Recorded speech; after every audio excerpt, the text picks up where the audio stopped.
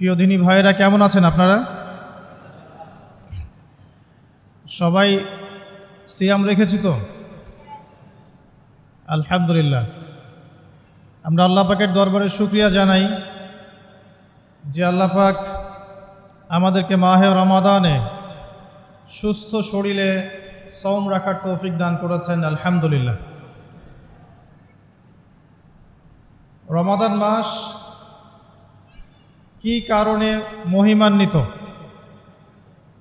রমজান মাসে এমন কি হয়েছে যেই কারণে রমাদান মাসকে আমরা সম্মান করি, সওম রাখি এবং রমাদান মাসকে কেন্দ্র করে আমরা বিভিন্ন নেক আমল করে থাকি?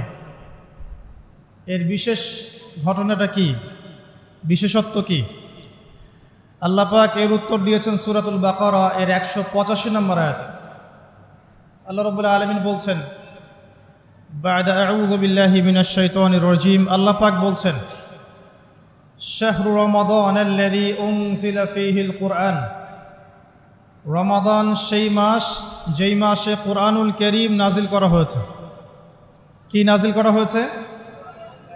রমাদান সেই মাস যেই মাসে কুরআনুল কারীম নাজিল করা হয়েছে। হুদাল লিন্নাস, পুরো মানব জাতির জন্য হেদায়েত স্বরূপ। ওয়া বাইয়িনাতিন মিনাল হুদা ওয়াল ফুরকান, কোরআন হচ্ছে বাইয়িনাত, সুস্পষ্ট প্রমাণ, নিদর্শন, এবং ফুরকান, সত্য মিথ্যা, ন্যায় অন্যায়ের একমাত্র মানদণ্ড।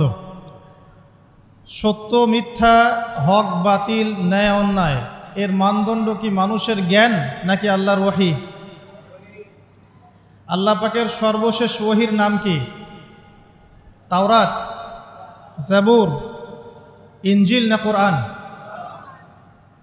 আল্লাহ পাক বলছেন সর্বশেষ ওহী, সত্য মিথ্যার চূড়ান্ত মানদণ্ড আল কোরআন আল্লাহ পাক নাজিল করেছেন রমাদান মাসে। বলেন সুবহানাল্লাহ। রমাদান মাসে একটা রাত আছে, লাইলাতুল কদর। লাইলাতুল কদর 27 রমাজানেই হবে জরুরি না। শেষ দশকের বিজোড় রাতগুলোর যে কোনো রাতে লাইলাতুল কদর হতে পারে। হতে পারে 21-এর রাত, হতে পারে 23 বা 25 বা 27 বা 29। ইন্না আনজালনাহু ফি লাইলাতুল কদর, আল্লাহ পাক বলছেন নিঃসন্দেহে আমি কোরআনকে নাজিল করেছি লাইলাতুল কদরে। ওয়া মা আদরাকা মা লাইলাতুল কদর, হে নবী আপনি কি জানেন লাইলাতুল কদর কি জিনিস? লাইলাতুল কদরি খায়রুম মিন আলফি শাহর, এই রাতটা হচ্ছে হাজার মাসের চাইতে উত্তম। কোরআন নাজিল করার কারণে লাইলাতুল কদর হাজার মাসের চেয়ে উত্তম। এই লাইলাতুল কদরে আপনি ইবাদত করলে হাজার মাস ইবাদতের নেকি পাবেন ইনশাআল্লাহ। সুবহানাল্লাহ। তানাজ্জালুল মালায়েকাতু ওয়ার রূহ, এই রাতে মালায়েকা নাজিল হন, অবতীর্ণ হন বা অবতরণ করেন এই পৃথিবীতে, এবং জিবরাইল আলাইহিস সালাম এই পৃথিবীতে আসেন, নেককার বান্দাদের জন্য দোয়া করতে থাকেন। সালামুন হিয়া হাত্তা মাতলাইল ফজর, সকাল পর্যন্ত এই রাতে শান্তি বিরাজ করে। এই রাতে জিবরাইল আলাইহিস সালাম ফেরেশতাদেরকে নিয়ে আসেন, প্রত্যেকটা কাজের ফয়সালা অর্থাৎ 1 বছরের তাকদীর নতুন করে নবায়ন করা হয় লাইলাতুল কদরের রাতে। আল্লাহ পাক বলছেন এই কদরের রাতেই আমি কোরআন নাজিল করেছি। আর এই কোরআন যে মাসে নাজিল করা হয়েছে তার নাম কি? রমাদান মাস। তাহলে রমাদান মাসের সবচেয়ে গুরুত্বপূর্ণ বিষয়টা হচ্ছে আল কোরআন নাজিল হওয়া। এই তো কথা কি বুঝতে পারছেন? রমাদান মাসের সবচেয়ে গুরুত্বপূর্ণ ইভেন্টটা কি? আল কোরআন নাজিল হওয়া। যেই কোরআন নাজিল হওয়ার পরে আইয়ামে জাহেলিয়াতে আরবের যত নোংরা সংস্কৃতি ছিল সব কিছু ধুয়ে মুছে পরিষ্কার হয়ে গেছে, হয়নি? আইয়ামে জাহেলিয়াতে শিরক ছিল, আইয়ামে জাহেলিয়াতে সুদ ছিল, সুদ। আইয়ামে জাহেলিয়াতে মাদক দ্রব্যের প্রচলন ছিল, নারীর অবমাননা ছিল, মেয়েদেরকে জীবন্ত কবর দেওয়া হতো, জেনা ছিল, ব্যভিচার ছিল, ধর্ষণ ছিল, মেয়েদের অধিকার ছিল না, দাস প্রথা ছিল, জুলুম ছিল, অন্যায়, মারামারি, কাটাকাটি, রাহাজানি, যুদ্ধ বিগ্রহ, এগুলো আইয়ামে জাহিলিয়াতে পূর্ণ ছিল। এইরকম একটা জাহেলি সমাজকে মাত্র 23 বছরের ব্যবধানে আল্লাহ রাব্বুল আলামিন পরিবর্তন করে দিলেন। সুবহানাল্লাহ। কে পরিবর্তন করলেন? মুহাম্মদুর রাসূলুল্লাহ সাল্লাল্লাহু আলাইহি ওয়াসাল্লাম। কিসের মাধ্যমে পরিবর্তন করলেন? আল্লাহর ওহী, কোরআন এবং সুন্নাহর মাধ্যমে। কত বছরের ব্যবধানে? মাত্র 23 বছর। মাত্র 23 বছর। 23 বছর পরের মক্কায় গিয়ে আপনি দেখবেন কোনো সুদ নাই, কোনো শিরক নাই, কোনো মাদক নাই, কোনো নারীর অবমাননা নাই। সেখানে মেয়েদেরকে আর ধর্ষণ করা হচ্ছে না, সেখানে আর মাদকদ্রব্য মানুষ খাচ্ছে না, সেখানে ভাই ভাই হয়ে গেছে সবাই, একে অপরের সাথে কোনো মারামারি কাটাকাটি ভেদাভেদ নাই, সবাই একটা উম্মা হয়ে গেছে। তো এই যে 23 বছরে একটা নোংরা সমাজকে আলোকিত সমাজে পরিণত করা হলো কিসের মাধ্যমে? আল কোরআনের মাধ্যমে। আর সেই কোরআন নাজিল করা হয়েছে রমাদান মাসে। তাহলে এই রমাদান মাসে আমাদের সবচেয়ে বড় দায়িত্বটা কি? কোরআন কেন্দ্রিক জীবন গড়া, তাই নয় কি? কোরআন কেন্দ্রিক জীবন গড়া, কোরআন পড়তে শেখা, কোরআন মানুষকে শেখানো, কোরআনের অর্থটা বোঝা, কোরআনকে নিয়ে গবেষণা করা, কোরআনের দাওয়াত মানুষকে দেয়া এবং কোরআনের যে বিধান এটা বাস্তবায়নের চেষ্টা করা। এই তো কোরআন কেন্দ্রিক কাজ, তো এইগুলোই। নবী সাল্লাল্লাহু আলাইহি ওয়াসাল্লাম এবং সাহাবায়ে কেরাম 23 বছর ধরে এই কাজগুলো করেছিলেন বলেই আইয়ামে জাহেলিয়াত একটা আলোকিত সমাজে পরিণত হয়েছে। আমার কথা কি বুঝতে পারছেন? আলহামদুলিল্লাহ। এখন আসেন খুব সরল কথা বলি যে আমরা যারা মুসলিম আছি, কোরআন কেন্দ্রিক আমাদের কি কাজ করা উচিত, এই রমাদান মাসে আমরা কি করতে পারি, এবং রমজান মাস থেকে শিক্ষা নিয়ে সারা বছর এটাকে ধরে রাখতে পারি কিভাবে, এটাই মূল কথা। অনেক বেশি কথার প্রয়োজন নাই, মূল কথা কিন্তু অল্প। রমাদান মাসে আমাদের প্রথম দায়িত্ব হচ্ছে আল কোরআন পড়তে শেখা। আমরা কারা কারা কোরআন পড়তে জানি? হাত উঁচু করে একটু। মাশাআল্লাহ, বেশিরভাগ মানুষই কোরআন পড়তে জানেন, আলহামদুলিল্লাহ। জাযাকুমুল্লাহ খায়রান, আল্লাহ পাক আপনাদেরকে বারাকাত দান করুন, দোয়া করি। প্রথম কাজ কোরআন পড়তে শেখা। পড়তে জানেন, আলহামদুলিল্লাহ। তবে আমি কিছু কথা বলি যেগুলো শুনলে হয়তো আপনার কাছে মনে হবে যে আরো ভালো করে পড়া শেখা উচিত। পড়তে শেখা খুব গুরুত্বপূর্ণ একটা কাজ, কিন্তু যেমন তেমন করে পড়তে শিখলে হবে না, মদ মাখরাজ তাজবিদের সাথে পড়তে হবে। যেমন একটা অক্ষর আছে কফ, বড় কফ, যেমন কফ দিয়ে একটা শব্দ আছে কুল। আপনারা সূরায় পড়ছেন নামাজে কুল হুয়াল্লাহু আহাদ, তাই পড়ছেন না? তো এই কুল শব্দের অর্থ হচ্ছে বলুন। কিন্তু আপনি যদি কফ এর মাখরাজটা ভুল করেন এবং কফ না বলে আপনি ছোট কাফ পড়েন এবং কুল না পড়ে আপনি কুল পড়েন, বলেন যে কুল হুয়াল্লাহু আহাদ, তাহলে অর্থটা পরিবর্তন হবে। অর্থ দাঁড়াবে খাও আল্লাহ এক এবং অদ্বিতীয়।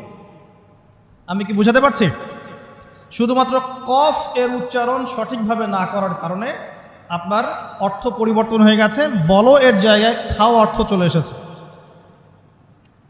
আপনি পড়ছেন আল্লাহু আকবার, আলহামদুলিল্লাহি রাব্বিল আলামিন, এই তো আপনি পড়ছেন আলহামদুলিল্লাহ। শব্দটা কি? আলহামদুলিল্লাহ। এই হা এর মাখরাজ কোথায়? হা এর মাখরাজ কোথায় বলেন একজন? কণ্ঠনালীর মাঝখান থেকে। এখান থেকে আপনি উচ্চারণ করছেন আলহামদুলিল্লাহি রাব্বিল আলামিন। অর্থ দাঁড়াচ্ছে সমস্ত প্রশংসা জগৎসমূহের রব আল্লাহর জন্য। ঠিক আছে? কিন্তু আপনি এই হায়ে হুত্তির জায়গায় যদি হায়ে হাওয়াস পড়েন, যার মাখরাজ অন্য জায়গা থেকে, আপনি পড়ছেন ফর এক্সাম্পল আলহামদুলিল্লাহি রাব্বিল আলামিন, যেমনটা অনেকেই পড়ে থাকে। কেমন আছেন? আলহামদুলিল্লাহ ভালো আছে, তাই না? কেমন আছেন? আলহামদুলিল্লাহ ভালো আছে। তো আলহামদুলিল্লাহ না বলে সে বলেছে আলহামদুলিল্লাহ। তো যে হায়ের উচ্চারণ পরিবর্তন হয়ে গেছে, এই কারণে অর্থ পরিবর্তন হয়ে দাঁড়াবে যে সমস্ত নিন্দা আল্লাহর জন্যে, যিনি জগৎসমূহের রব।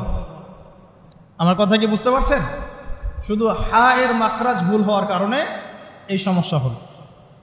তাই যারা পড়তে শিখেছি আরও ভালো করে পড়তে শিখি, মদের সাথে, মাখরাজের সাথে, তাজবিদের সাথে সমস্ত নিয়মকানুনগুলো আবার চর্চা করি, যাতে আপনার তিলাওয়াতটা 100% বিশুদ্ধ হয়। আল্লাহ পাক তৌফিক দান করুন। ফর এক্সাম্পল একটা উদাহরণ দিচ্ছি, আলিফ লাম মিম সূরা বাকারার প্রথমে আছে না, আলিফ লাম মিম। এই আলিফ লাম মিমের অর্থ আছে, কিন্তু আল্লাহ ছাড়া এই অর্থ কেউ জানেন না। এর অর্থ আমরা করতে পারবো না, কিন্তু অর্থ আছে। যালিকাল কিতাব লা রাইবা ফিহ, এটা এমন একটা কিতাব যে কিতাবের মধ্যে কোনো সন্দেহ নাই, কোনো সন্দেহ নাই। এই যে নাই এর অর্থটা হচ্ছে লা মানে নাই, লা রাইবা কোনো সন্দেহ নাই।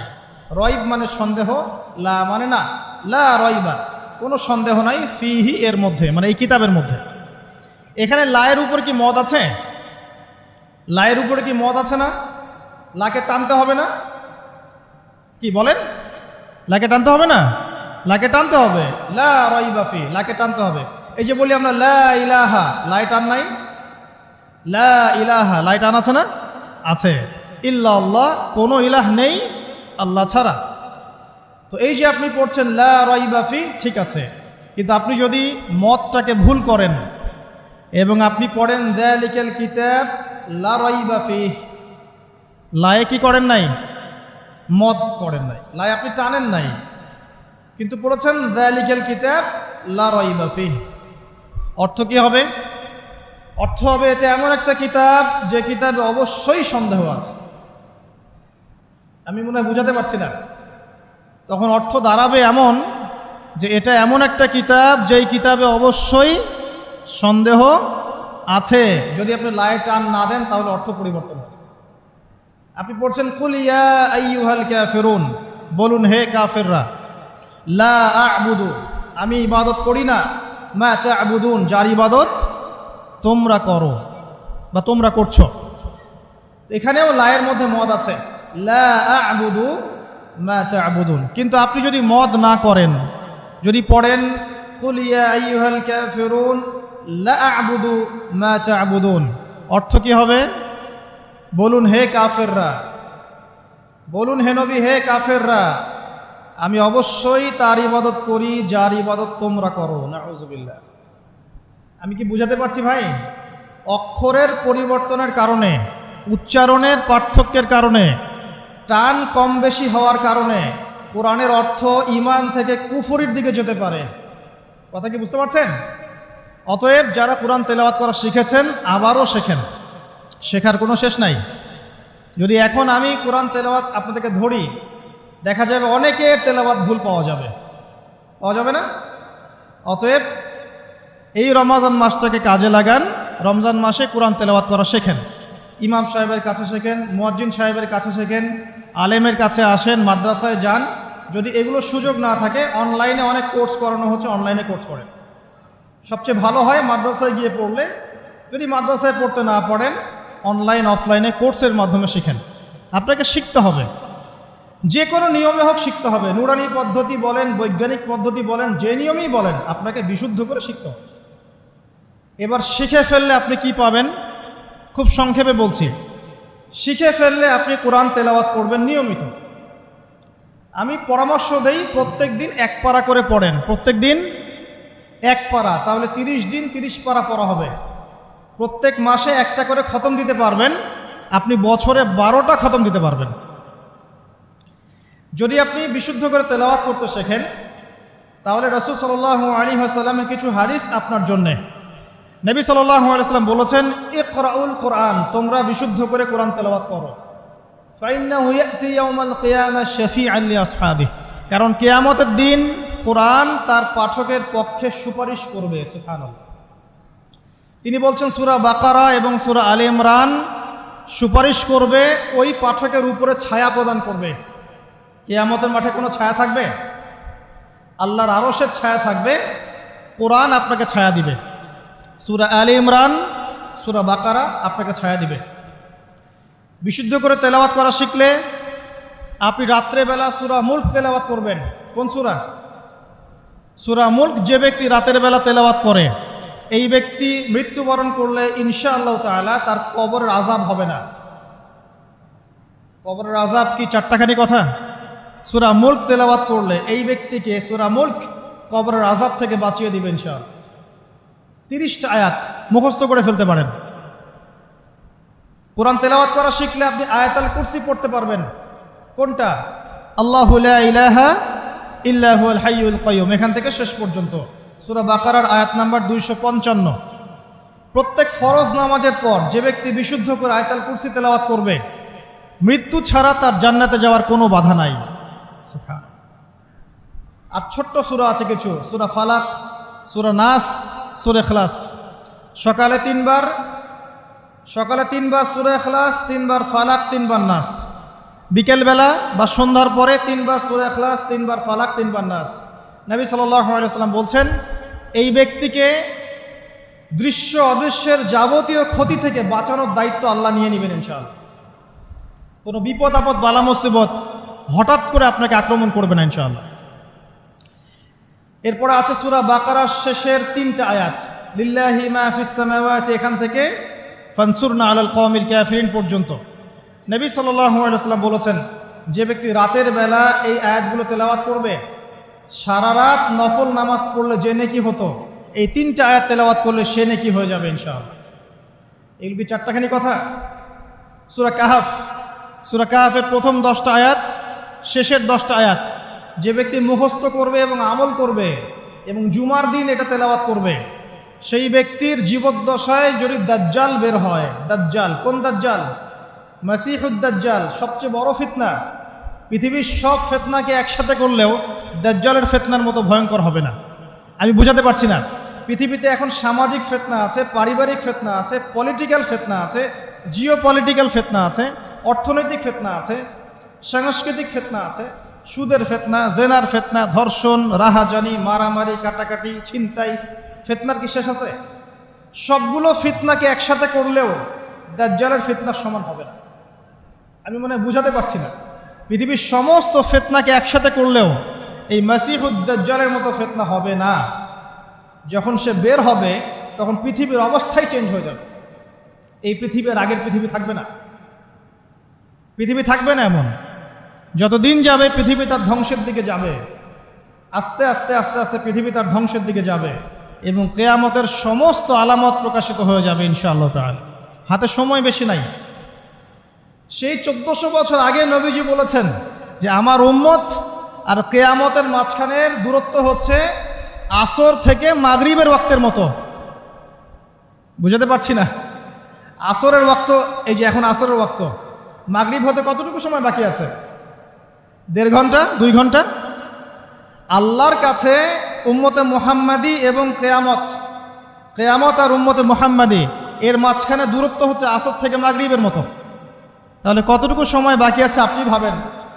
এই হাদিসটা বলেছেন নবীজি 1400 বছর আগে, আমি 1400 বছর পরে বললাম। তিনি 1400 বছর আগে কথা বলেছেন। তো যাই হোক, শেষ জামানার সবচেয়ে বড় ফিতনা হচ্ছে মাসিহুদ দাজ্জাল। ওই দাজ্জালের ফিতনা থেকে আপনাকে বাঁচাবে সূরা কাহফ। কিন্তু আপনাকে বিশুদ্ধ করে তেলাওয়াত করা শিখতে হবে আগে। সূরা আলে ইমরানের শেষের 10টা আয়াত, রাতের বেলা তিলাওয়াত করা সুন্নাহ, সারা রাত নফলের নেকি পাওয়া যায়। সূরাতুল কাফিরুন, কুল ইয়া আইয়ুহাল কাফিরুন, এই সূরাটা যদি কেউ ঘুমানোর সময় পাঠ করে, রাতে শোয়ার সময় পাঠ করে, আল্লাহ নবীজি বলছেন সেই ব্যক্তিকে আল্লাহ পাক শিরকের পাপ থেকে বাঁচাবে। কোন পাপ? শিরকের পাপ। আর আমি অনেক লেকচারে বলেছি যে প্রতি 1000-এ 999 জন মানুষ জাহান্নামে যাবে। প্রতি 1000-এ 999 জন মানুষ জাহান্নামে যাবে। তাদের আমল নামায় যে পাপটা থাকবে তার নাম হচ্ছে শিরক। কথায় শিরক, কাজে শিরক, বিশ্বাসে শিরক। আর এই শিরকে এখন আমরা হাবুডুবু খাচ্ছি। মুসলিমরা বিশ্বাস করে আল্লাহ ছাড়া অন্য কেউ সন্তান দিতে পারে। বিশ্বাস করে না? বিশ্বাস করে। মানুষ এখন বিশ্বাস করে আল্লাহ ছাড়া অন্য কেউ মহাবিশ্ব সৃষ্টি করেছে, বা মহাবিশ্ব এমনি এমনি সৃষ্টি হয়েছে, বিগ ব্যাংয়ের মাধ্যমে, আল্লাহ সৃষ্টি করে নাই।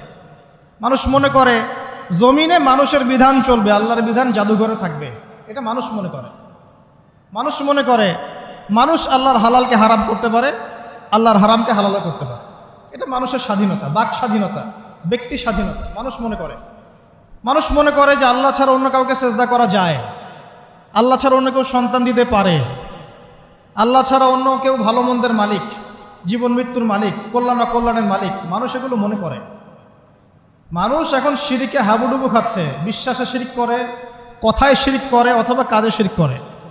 মুসলিমরা আল্লাহ ছাড়া অন্য কাউকে সেজদা করে না, মুসলিমরা কবরে সেজদা করে না, মাজারে সেজদা করে না, মুসলিমরা কবরকে কেন্দ্র করে তাওয়াফ করে না, মুসলিমরা হাতে সুতা বালা পরে না, মুসলিমরা হাতে আংটি পরছে এবং মনে করছে যে এই আংটি ওকে রোগ থেকে বাঁচাবে, এই সুতা ওকে রোগ থেকে বাঁচাবে।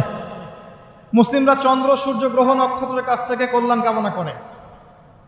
মুসলিমরা মনে করে যে মানুষ আগামীকালকের আবহাওয়া বলতে পারে। মুসলিমরা রাশি চক্রে বিশ্বাস করে। মুসলিমরা টিয়া পাখির কথায় বিশ্বাস করে। দেখেন রাস্তার পাশে টিয়া পাখি বসে আছে, ভাগ্য গণনা করছে। এগুলো মুসলিমরা করে। শিরকের শেষ নাই। আমি একটা বইয়ের নাম বলি মাঝে মাঝেই, বইটার নাম হচ্ছে কিতাবুত তাওহীদ। কি নাম? কিতাবুত তাওহীদ। এই বইটা বাসায় কিনেন, দেখবেন শিরিক কত প্রকার, কি কি সব কিছু লেখা আছে এবং কতভাবে আমরা শিরিক করি এটা লেখা আছে এখানে। বাঁচবেন কিভাবে সেটাও লেখা আছে। যাই হোক, সূরাতুল কাফিরুন যে ব্যক্তি শোয়ার সময় পড়বে, আল্লাহ পাক তাকে শিরকের পাপ থেকে বাঁচিয়ে রাখবেন ইনশাআল্লাহ।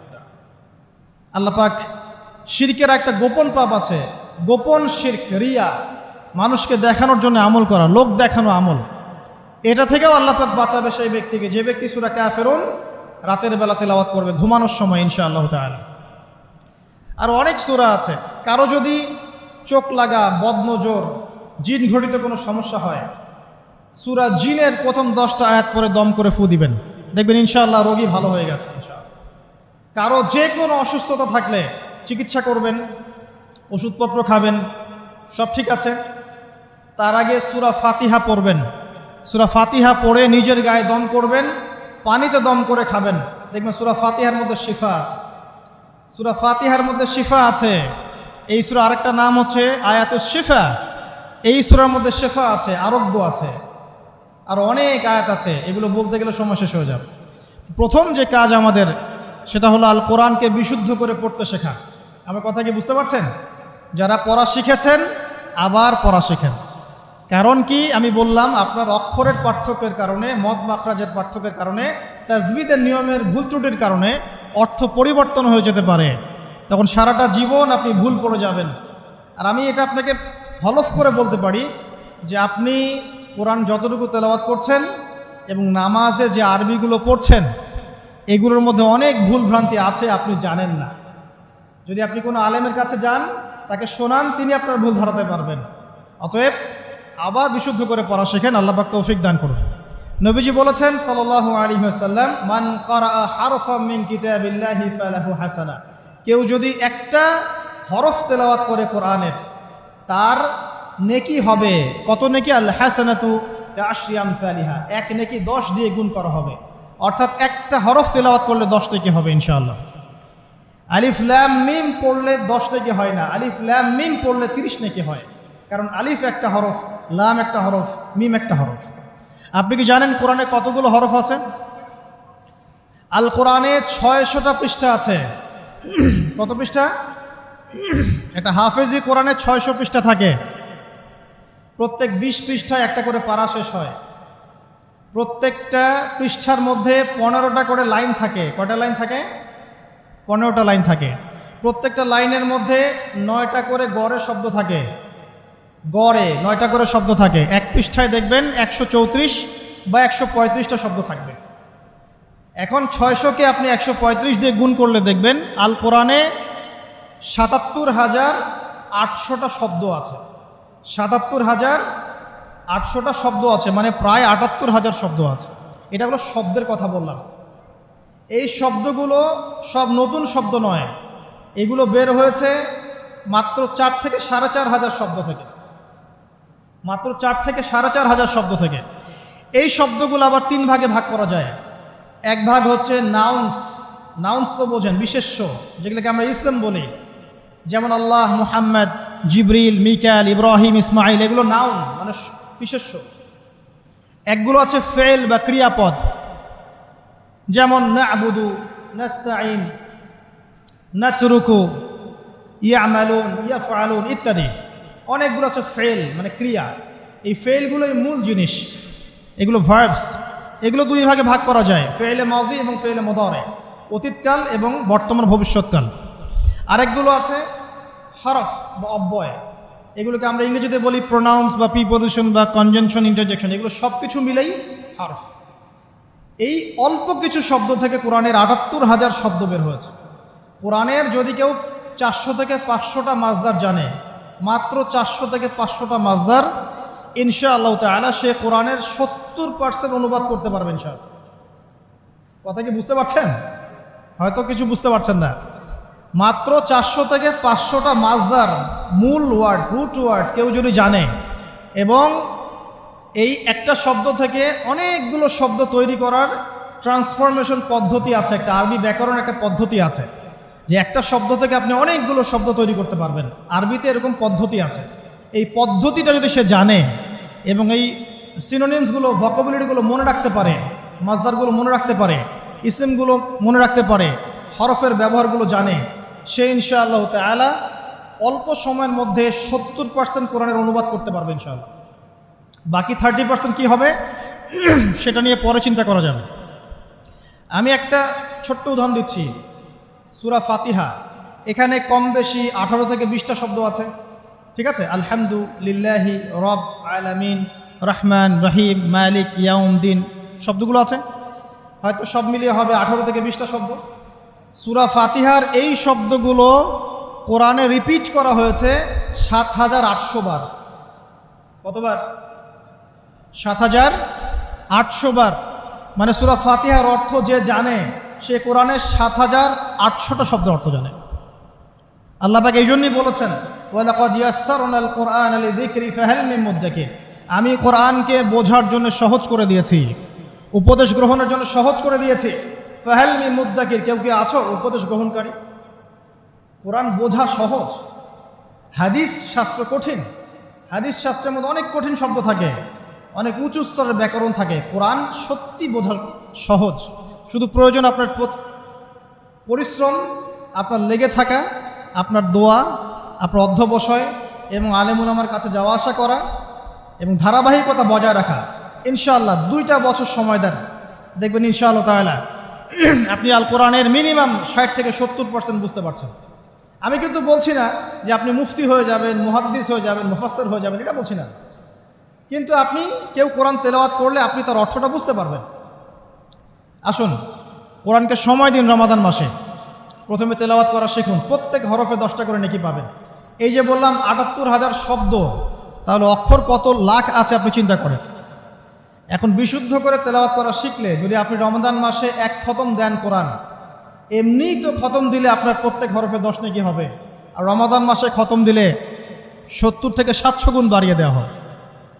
তাহলে একটা খতম দিলে আপনার আমল নামায় কত কোটি নেকি লেখা হবে, এটা আপনি চিন্তা করেন। তাই রমাজানে যারা কোরআনকে সময় দিতে পারেনি এখনো, আমি বলবো তাদের চেয়ে হতভাগা আর কেউ নাই এখন। তাদের চেয়ে হতভাগা মানুষ এই পৃথিবীতে কেউ নাই।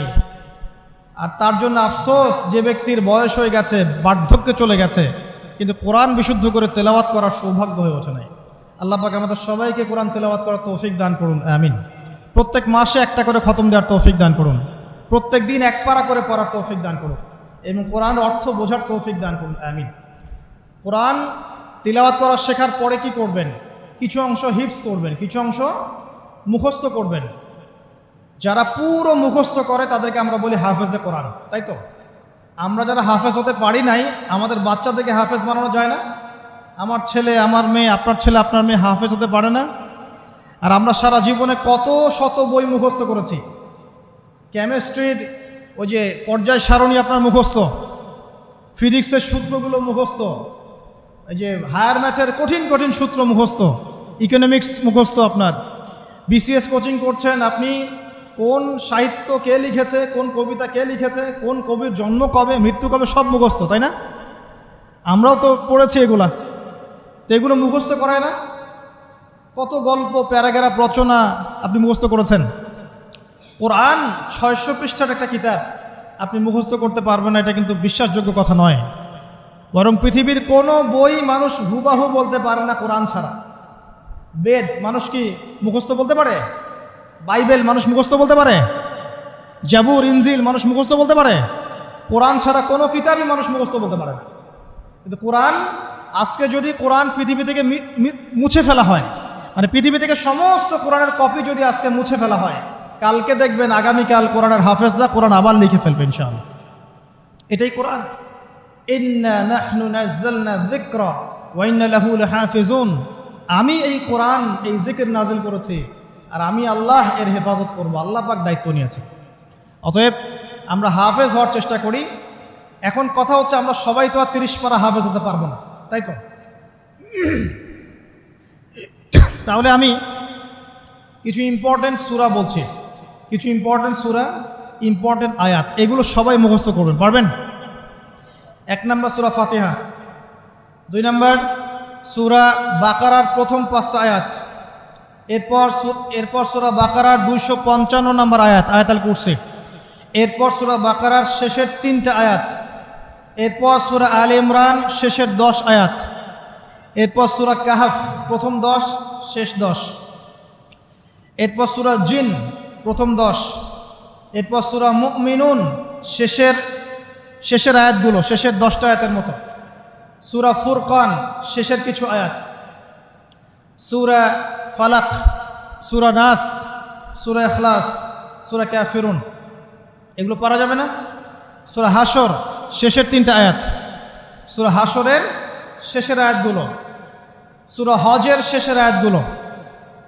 এরপরে আপনি পড়বেন সূরা তাহার কিছু আয়াত, তারপরে আছে সূরা বনী ইসরাঈল এর কিছু আয়াত, সূরা মুলক মুখস্থ করবেন, সূরা মুলক। আর 2টা সূরা অবশ্যই মুখস্থ করবেন, সূরা আর রহমান, সূরা ইয়াসিন। এতটুকু পারা যাবে না? খুব বেশি পড়া দিলাম? আচ্ছা, এই রমজানে না পারি, এই রমজান থেকে আগামী রমজান আসা পর্যন্ত পারা যাবে না? পারা যাবে ইনশাআল্লাহ তাআলা। আল্লাহ পাক আমাদের সবাইকে কোরআনের মিনিমাম 1 পারা হিফজ করার তৌফিক দান করুন, আমিন। আর আমাদের বাচ্চাদেরকে আল্লাহ পাক কোরআনের হাফেজ হিসেবে কবুল করুন, বড় আলেম হিসেবে কবুল করুন, আল্লাহর দিনের বড় দায়ী এবং মুজাহিদ হিসেবে কবুল করুন, আমিন। এরপর কি কাজ? কোরআনের অর্থ বুঝতে হবে। বারবার একটা কথা বলি যে কোরআন তেলাওয়াত করলে প্রত্যেক হরফে 10 নেকি হবেই, অথবা 70 নেকি হবে, অথবা 700 নেকি হবে। কিন্তু অর্থ না বুঝলে কোরআনের মৌলিক হকটা আদায় হবে না। কিভাবে? যেমন আমি যদি বলি ওয়ালা তাকরাবু জিনা, কতজন এর অর্থ বুঝেছেন? হাত তোলেন দেখি। এই কয়েকজন অর্থ বুঝেছেন, বাকিরা বোঝেন নাই। যারা বোঝেন নাই তাদেরকে যদি আমি এখন বলে দেই যে ভাই বা চাচা, ওয়ালা তাকরাবু জিনা এর অর্থ হচ্ছে জেনার ধার কাছেও যেও না, এবার কি সে অর্থ বুঝতে পারে নাই? এখন এই যে সে অর্থটা বুঝতে পারলো, সে কি এই আয়াত থেকে হেদায়েতটা পেয়েছে না? জেনার কাছে যাওয়া যাবে না শিক্ষাটা পেয়েছে না? যদি অর্থটা না বুঝতো, সে কি শিক্ষা পেত না? যদি আমি বলি ইত্তাকুল্লাহ ওয়া যারু মা বাকিয়া মিনার রিবা, আল্লাহকে ভয় করো, সুদের অবশিষ্ট অংশ ছেড়ে দাও, ওয়া ইল্লাম তাফআলু ফা'যানু বিহারবিন মিনাল্লাহি ওয়া রাসূলিহি। যারা অর্থ জানে না তারা কি হেদায়েত পেয়েছে? পাবে। কিন্তু যারা অর্থ বুঝেছে তারা বুঝতে পারবে যে হ্যাঁ, আল্লাহ এখানে বলছেন যে ব্যক্তি সুদ খায় সে যেন আল্লাহ এবং তার রাসূলের সাথে যুদ্ধের ঘোষণা শুনে রাখে। তো অর্থ জানার দরকার নাই। কোরআনের অর্থ নিয়ে ইহুদিরা, খ্রিস্টানরা, ইসলামের দুশমনরা গবেষণা করছে। কোরআনের অর্থ নিয়ে ওরা গবেষণা করে আমাদের বিরুদ্ধে কি করছে? আমাদের বিরুদ্ধে বিভিন্ন কূটকৌশল চালছে। আর আমরা মুসলিমরা কোরআনের অর্থ বুঝতে যাচ্ছি না। এক শ্রেণীর মানুষ মনে করে যে কোরআনের অর্থ বুঝলে কিছু মানুষের ভাত আর টিকবে না জমিনের মধ্যে। কিছু মানুষ মনে করে যে কোরআনের অর্থ যদি সবাই বুঝে ফেলে তাহলে এক শ্রেণীর মানুষের ধর্ম ব্যবসা টিকবে না। আল কোরআনুল কারীম নির্দিষ্ট কিছু মানুষের জন্য নয়, পুরো মানব জাতির জন্যেই। একজন অমুসলিম কি কোরআন পড়ে হেদায়েত পেতে পারে না? একজন হিন্দু ভাই সে কোরআন পড়ে কি এক ঈশ্বরে বিশ্বাস করে ইসলাম কবুল করতে পারে না? তো কোরআন থেকে হেদায়েত পেতে হলে তো অর্থটা জানতে হবে। সূরা ফাতিহা আপনি পড়ছেন, অর্থ যদি না বোঝেন আপনার নামাজে মনোযোগ কিভাবে আসবে? মালিকি ইয়াউমিদ্দিন আপনি বলছেন নামাজের মধ্যে, মালিকি ইয়াউমিদ্দিন, বিচার দিনের মালিক। তারপরেও যদি আপনি চিন্তা করেন আমি এই জমিনের মালিক, তাহলে কি হবে? ইয়াকা না'বুদু ওয়া ইয়াকা নাস্তাঈন, আমরা নামাজে বলছি আল্লাহ শুধু আপনারই ইবাদত করি, আপনার কাছেই সাহায্য চাই। এই ব্যক্তি কি মসজিদ থেকে বের হয়ে কবরে সেজদা করতে পারবে? সে তো নামাজে বলেছে আমি শুধু আপনারই ইবাদত করি, আপনার কাছেই সাহায্য চাই। অতএব অর্থ জানার দরকার আছে না? রুকুতে কি পড়ছি, তাসবিহতে সেজদায় কি পড়ছি, আত্তাহিয়াতুর অর্থ কি, দরুদ শরীফের অর্থ কি, দোয়ায়ে মাসুরার অর্থ কি, হাত তুলে আমরা কি দোয়া করি, এগুলো অর্থ বুঝলে নামাজে মনোযোগ বাড়বে না? কোরআন তেলাওয়াত করতে করতে অর্থ বুঝতে থাকলে আপনি কোরআনকে ফিল করতে পারবেন না, ভিতরে ঢুকতে পারবেন না।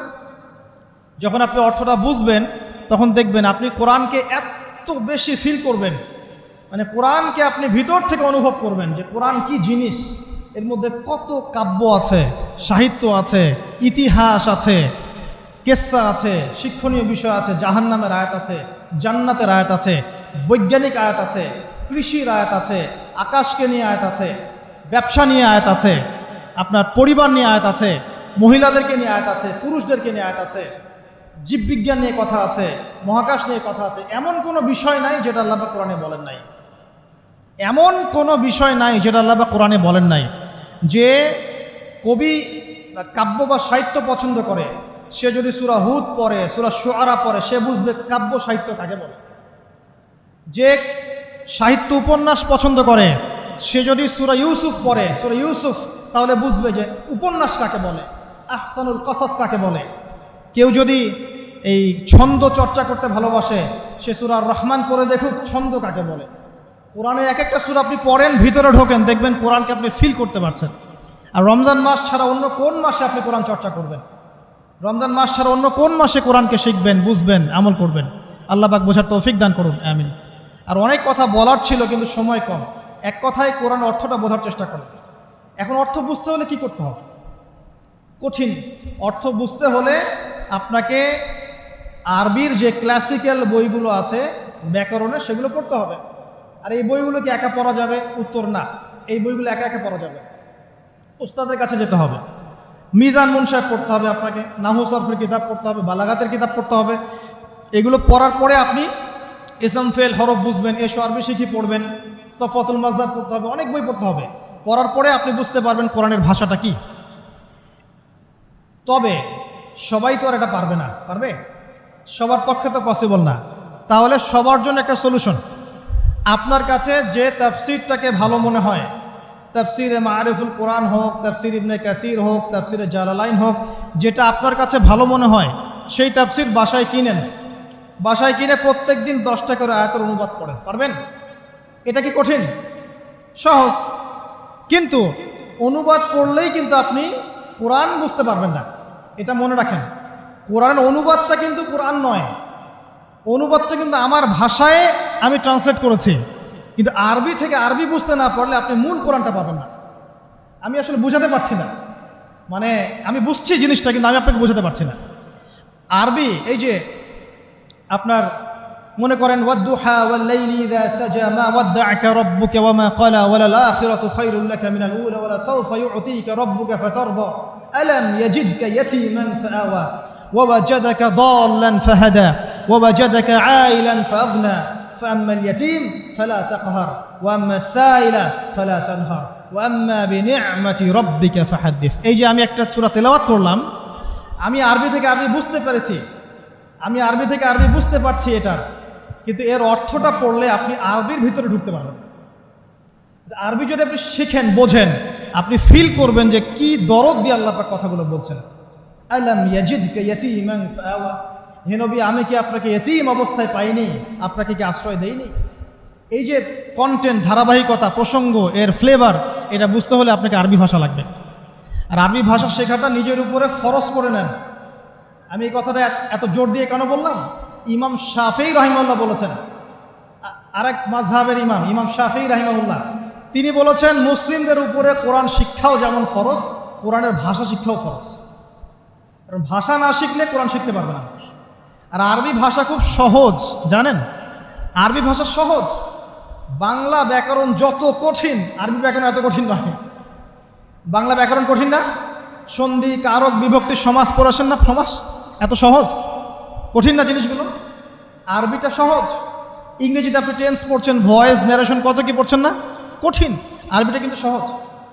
আর আপনি কোরআনের আরবিটুকু বোঝেন। আমি তো বলছি না সারাদিন আপনাকে আরবিতে কথা বলতে হবে, শুধু কোরআনের আরবিটুকু বোঝার চেষ্টা করেন, কারণ যাতে করে আপনি কোরআন, আল্লাহর কিতাব, আল্লাহর ভাষায় আপনি বুঝতে পারেন। আল্লাহ পাক তৌফিক দান করুন। আর যারা একেবারেই পারছেন না, অনুবাদ কিনেন, বাসায় তাফসির কিনেন, বাসায় 10টা করে আয়াত পড়েন, অনুবাদ পড়েন। কিন্তু অনুবাদ পড়েই ফতোয়াবাজি করবেন না, অনুবাদ পড়ে ফতোয়াবাজি করবেন না। অনুবাদ পড়ে অনেকে কিন্তু আবার গোমরাও হয়ে গেছে। এক শ্রেণী মানুষও বের হয়েছিল, এখনও আছে, যে কোরআন মানি হাদিস মানি না। অনুবাদ করে দেখবে যে অনুবাদে লেখা আছে ওয়ালাকাদ সাররাফনা ফি হাযাল কুরআন লিন-নাস মিন কুল্লি মাসাল, কোরআনে আল্লাহ পাক সব বিষয় ব্যাখ্যা করেছেন। তখন সে বলবে কোরআন যথেষ্ট, হাদিসের দরকার নাই, এই যে আল্লাহ পাক কোরআনে বলেছেন, দলিল আছে। তো কোরআন পড়েও মানুষ বিভ্রান্ত হতে পারে। কিন্তু অতএব অনুবাদ পড়ে যেটা বুঝবেন না, অবশ্যই আলেম ওলামার কাছে আসবেন। এবং আমি সবসময় বলি, বাংলাদেশের প্রেক্ষাপটে কওমি ঘরানার ওলামায়ে কেরাম যারা আছেন তাদের কাছে জ্ঞানের গভীরতা অনেক বেশি। এই কথাটা আমি বলেছি, বাস বলেছি, এর পিছনে অনেক ভিত্তি আছে। আমি যাচাই বাছাই করে গবেষণা করে অভিজ্ঞতার আলোকে কথাটা বলেছি। হুট করে আপনার বুঝে নাও আসতে পারে, কিন্তু কওমি ঘরানার ওলামায়ে কেরাম যারা আছেন তাদের মাঝে কিছু কিছু বিষয়ে ত্রুটি বিচ্যুতি থাকতে পারে, কিন্তু উসুলের জ্ঞান, আরবি ভাষার জ্ঞান, তাফসিরের জ্ঞান, হাদিসের জ্ঞান, এমনকি মারেফত, এই বিষয়গুলো তাদের মধ্যে অনেক বেশি আছে। এই জন্যে আমি তাদের কথা বলি গর্বের সাথে যে আলহামদুলিল্লাহ বাংলাদেশে আল্লাহ পাক এই শ্রেণীর ওলামায়ে কেরামকে দিয়ে ধন্য করেছেন। তাদের কাছে যান, তাদের কাছে গিয়ে পড়াশোনা শেখেন, সোহবতে যান, যেটা বুঝবেন না আপনি জিজ্ঞাসা করবেন, নিজে ফতোয়া দেওয়ার চেষ্টা করবেন না। আল্লাহ পাক বোঝার তৌফিক দান করুন, আমিন। আমি শেষ করছি আর 10 মিনিটের মধ্যে ইনশাআল্লাহ। তো 3টা কাজ আমরা শিখলাম। রমজান মাস কোরআন নাজিলের মাস, এই মাসে কোরআন শিখতে হবে। 1 নাম্বার, যারা তেলাওয়াত করতে জানি না অবশ্যই তেলাওয়াত করা শিখব, যারা জানি আবারও শিখবো ইনশাআল্লাহ। 2 নাম্বার, আমাদেরকে অবশ্যই কিছু অংশ মুখস্থ করতে হবে। যদি পুরো অংশ মুখস্থ করতে নাও পারি, কিছু কিছু সূরা আয়াত বলেছে, এগুলো মুখস্থ করবেন ইনশাআল্লাহ তাআলা। 3 নাম্বার, অবশ্যই কোরআনের অর্থ বোঝার চেষ্টা করবেন, আরবি ভাষা শিখবেন, না পারলে তাফসির কিনে পড়বেন, ওলামায়ে কেরামের কাছে গিয়ে জিজ্ঞাসা করে জেনে নেবেন, সব বিষয়ে নিজে ফতোয়া দিতে যাবেন না। 4 নাম্বার, রমজান মাস শুধু কোরআন শিক্ষা এবং বোঝার মাস নয়, মানুষকে শেখানোরও মাস। যারা কোরআন আমরা জানি বুঝি, অন্যকে শেখাতে হবে। মসজিদ ভিত্তিক কোরআন শেখানোর ক্লাস চালু করতে হবে, মাদ্রাসা ভিত্তিক চালু করতে হবে, অনলাইনে চালু করতে হবে, অফলাইনে চালু করতে হবে। এবং রমজানের এই শিক্ষাটাকে সারা বছর ধরে রাখতে হবে। সারা বছর কোরআনের কোর্সগুলো যেন চালু থাকে, মসজিদে, মাদ্রাসায়, আমাদের এলাকা ভিত্তিক বা অনলাইনে অফলাইনে কোরআনের কোর্স যেন চালু থাকে। তাহলে কি হবে, সারাটা জীবন, সারাটা বছর কোরআন কেন্দ্রিক সময় কাটাতে পারবো ইনশাআল্লাহ তাআলা। আপনি বিশ্বাস করেন, কোরআন আপনার সবচেয়ে সেরা বন্ধু হবে ইনশাআল্লাহ। আপনি কোরআন নিয়মিত তেলাওয়াত করেন, একদিন যদি তেলাওয়াত না করেন, ওই দিন মনের মধ্যে আপনার অস্থিরতা তৈরি হবে। খেয়াল করে দেখবেন, মনটা আপনার অস্থির হয়ে যাবে, মনে হবে কি জানি আপনি আজকে করেন নাই। কোরআন আপনার মনের দরজায় এসে কোরআন আনবে, আজকে আমাকে পড়ো নাই, আজকে আমাকে পড়ো নাই। এমনও মানুষ আছে, আমার পরিবারের মধ্যেও আছে আলহামদুলিল্লাহ, যে কোরআন পড়তে বসলে একাধারে 3, 4, 5, 6 পারা পড়ে শেষ করে ফেলবে। এমন আছে, আজকে কয় পারা পড়েছ, আজকে 4 পারা পড়া শেষ আলহামদুলিল্লাহ। যারা পড়ার ভিতরে ঢুকে যায়, পড়ার ভিতরে ঢুকে গেছে, অর্থ বুঝছে, দেখবেন তার খাওয়ার ঠিক নাই, ঘুমের ঠিক নাই, তার পেশাব পায়খানাও ঠিক নাই, সে পড়ছে আর পড়ছে, পড়ছে আর পড়ছে। দেখবেন এই মহব্বত তৈরি হবে তখন, যখন আপনি কোরআনটা বুঝবেন, সময় দিবেন। আমরা নিয়াত করি আল্লাহ পাক আমাদের সবাইকে প্রত্যেক দিন কোরআনকে সময় দেওয়ার তৌফিক দান করুন, আমিন। এবং কোরআন তেলাওয়াত করলে যে নেকি হবে, আল্লাহ পাক আপনার প্রতি রহম করবেন, বরকত দিবেন, আপনার জন্য পরকালে কোরআন সুপারিশ করবে। শুধু তাই না, আপনি শারীরিক মানসিকভাবে সুস্থ থাকবেন।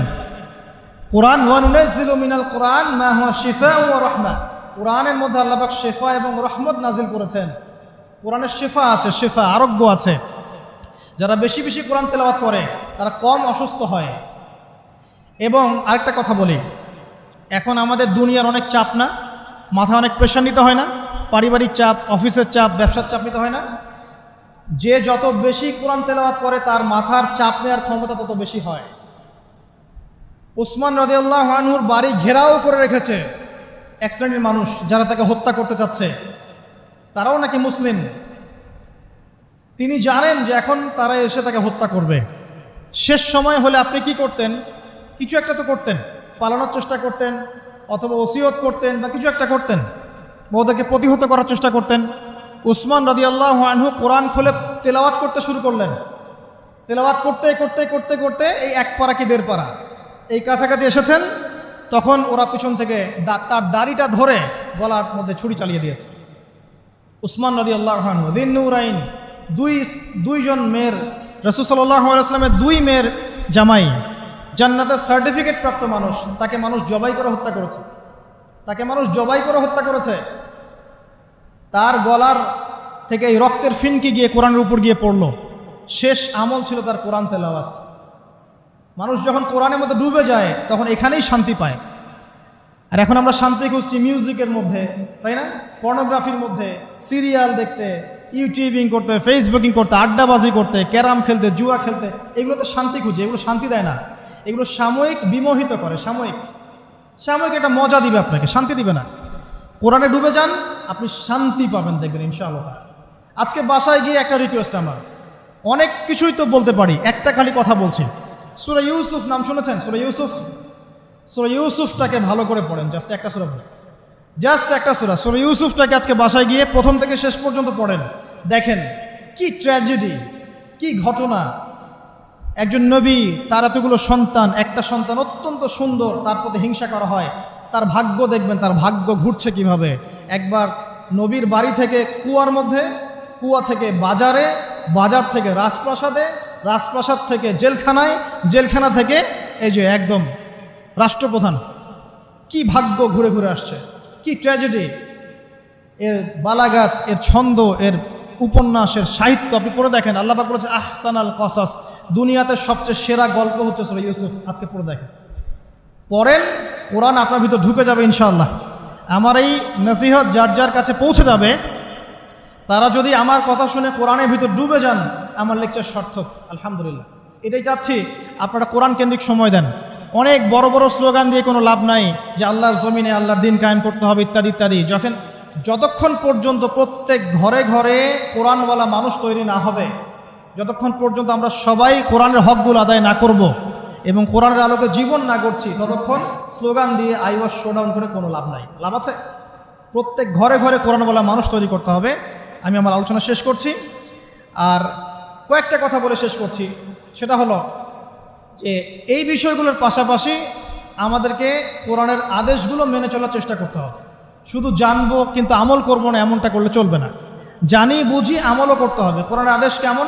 আল্লাহর সাথে শিরক করা যাবে না, তাওহীদে থাকতে হবে, 5 ওয়াক্ত নামাজ পড়তে হবে, আপনার নিসাব পরিমাণ সম্পদ হলে যাকাত দিতে হবে, রমজান মাসে সওম রাখবেন, সামর্থ্য হলে হজ করবেন, প্রতিবেশীর খোঁজ নেবেন, আত্মীয়তার সম্পর্ক বজায় রাখবেন, পিতামাতার খেদমত করবেন ইত্যাদি। সত্যবাদিতার পরিচয় দিবেন, সবসময় সত্য কথা বলবেন, ন্যায়ের পথে থাকবেন। এই যে কথাগুলো কোরআনে আছে না, এই কথাগুলো কিন্তু আগেকার ধর্মগ্রন্থের মধ্যেও ছিল না? ছিল। তো এগুলো কিন্তু অসাম্প্রদায়িক কথা, এগুলো সাম্প্রদায়িক কোনো কথা নয়। কারণ প্রত্যেক ধর্মগ্রন্থে এই কথাগুলো ছিল। সত্য কথা বলতে হবে, পিতামাতার খেদমত করতে হবে, মানুষের সাথে ভালো আচরণ করতে হবে, সব ধর্মগ্রন্থে ছিল। এগুলো কোরআনেও আল্লাহ পাক আবার নাজিল করেছেন। কি জন্যে? যাতে করে আমরা আমল করতে পারি। আল্লাহ পাক আমাদেরকে আমল করার তৌফিক দান করুন, আমিন। একই সাথে কোরআনের যত নিষেধ আছে, এই নিষেধগুলো বর্জন করতে হবে। শুধু আমল করব, নিষেধ ছাড়ব না, এমনটা হবে না। এমনটা করলে হবে?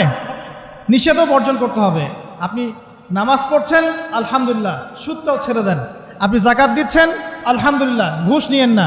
আপনি হজ করছেন, উমরা করছেন, মাশাআল্লাহ, আপনি দুর্নীতি করেন না, মাপে কম দিয়েন না, সিন্ডিকেট করেন না, অন্যের সম্পদ আত্মসাৎ করেন না, জনগণের প্রতি জুলুম করেন না। আল্লাহ পাক আপনাকে তৌফিক দান করুন, আমিন। আদেশ মানছেন, মানেন, আলহামদুলিল্লাহ। একই সাথে নিষেধগুলোকে বর্জন করেন, আল্লাহ পাক তৌফিক ইনায়াত করুন, আমিন। অসংখ্য নিষেধ আছে। জেনার ধার কাছে যাওয়া যাবে না, মাদকদ্রব্য খাওয়া যাবে না, অন্যের সম্পদ আত্মসাৎ করা যাবে না, ইয়েতিমের মাল ভক্ষণ করা যাবে না, পরকিয়া করা যাবে না, ব্যভিচার করা যাবে না, ইত্যাদি ইত্যাদি। মিথ্যা কথা বলা যাবে না, চুরি ডাকাতি করা যাবে না, অন্যকে ঠকানো যাবে না। কত নিষেধ আছে কোরআনে। এই সমস্ত নিষেধগুলোকে বর্জন করলে পরে কোরআনের হকগুলো আদায় হবে ইনশাআল্লাহ তাআলা। আর সবশেষ কাজ হচ্ছে কোরআনের দাওয়াত মানুষের ঘরে ঘরে পৌঁছাতে হবে। কোরআন এবং হাদিস, হাদিস আর কোরআন আলাদা কিছু নয়। হাদিস কোরআনের ব্যাখ্যা, কোরআন এবং হাদিসের এই দাওয়াত মানুষের ঘরে ঘরে পৌঁছে দিতে হবে। হোক সে মুসলিম বা অমুসলিম, হোক সে পাহাড়ি এলাকার মানুষ, হোক সে জনপদের মানুষ, হোক সে চাকমা, হোক সে মারমা, হোক সে রাখাইন, হোক সে আরাকানের, হোক যে কোনো জায়গার মানুষ, যে কোনো গোত্রের, যে কোনো শ্রেণীর মানুষ, হোক সে ধনী বা গরিব বা সাদা বা কালো ইত্যাদি, যে কোনো ভাষাভাষী হোক, যে কোনো দেশের হোক, সবার ঘরে ঘরে কোরআনের মৌলিক দাওয়াত পৌঁছে দেওয়ার চেষ্টা করতে হবে। আল্লাহ পাক আমাদের সবাইকে তৌফিক দান করুন। যত বেশি দাওয়াত পৌঁছাবেন, আল্লাহর জমিনে আল্লাহর দিন জিন্দা থাকবে ইনশাআল্লাহ। দিন ইসলাম জিন্দা থাকলে আমরা নিরাপদে থাকব, ইসলাম জিন্দা না থাকলে আমরা নিরাপদে থাকব না। ইসলাম যদি পৃথিবীতে না থাকে, এই মুসলিমদের অস্তিত্ব পৃথিবীতে থাকবে না। যদি মুসলিমদের অস্তিত্ব টিকিয়ে রাখতে চান, তাহলে ইসলামকে টিকিয়ে রাখুন। আর ইসলামকে টিকিয়ে রাখতে হলে কোরআন এবং হাদিসের দাওয়াত, নিজে আমল করে মানুষের ঘরে ঘরে দাওয়াত পৌঁছানোর চেষ্টা করুন। আল্লাহ পাক আমাদের সবাইকে এই কাজগুলো করার, যা বললাম তার উপর আমল করার তৌফিক আল্লাহ পাক আমাদের সবাইকে দান করুন, আমিন। আপনারা সবাই সওম রেখেছেন, আমরা দোয়া করি আল্লাহ পাক সবার সওমগুলোকে কবুল করুন এবং সওমরত অবস্থায় বেশি থেকে বেশি কোরআন তেলাওয়াত করার তৌফিক আল্লাহ পাক আমাদেরকে দান করুন। আল্লাহ পাক আমাদেরকে কোরআন বুঝে আমল করার তৌফিক ইনায়েত করুন। আমাদের সন্তানদেরকে কোরআনে হাফেজ বানানোর তৌফিক দান করুন। আমাদেরকেও কোরআন বুঝে পড়ার তৌফিক দান করুন। আমরা দোয়া করি রমজান মাসে আমরা যেন বেশি বেশি মানুষকে ইফতার করাতে পারি, আল্লাহ পাক তৌফিক দান করুন। আমরা সওম রেখে, রোজা রেখে যেন আল্লাহর অবাধ্যতামূলক যত কাজ আছে সমস্ত কাজগুলো ছেড়ে দেই, আল্লাহ পাক তৌফিক দান করুন। রমজান রোজা রেখে যেন আমরা মিথ্যা কথা না বলি, গীবত না করি, মানুষের বদনাম না করি, তহমত না দেই, মাপে কম না দেই, ইচ্ছা করে বাজারে সিন্ডিকেট না তৈরি করি, অন্যের সম্পদ আত্মসাৎ না করি, কাউকে কষ্ট না দেই। রমজানের সওম রেখে যাবতীয় পাপাচার ছেড়ে দিতে পারি, আল্লাহ পাক আমাদের সবাইকে তৌফিক ইনায়েত করুন, আমিন।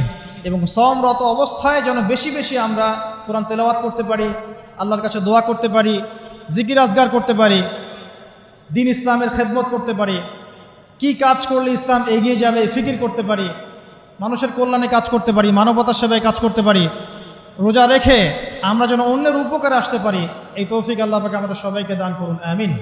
একই সাথে আমাকে এখানে একটা টপিক বলা হয়েছে যে সামাজিক যে অনৈক্যগুলো এখন দেখা যাচ্ছে, আমরা এটা সমাজে খুব লক্ষ্য করি।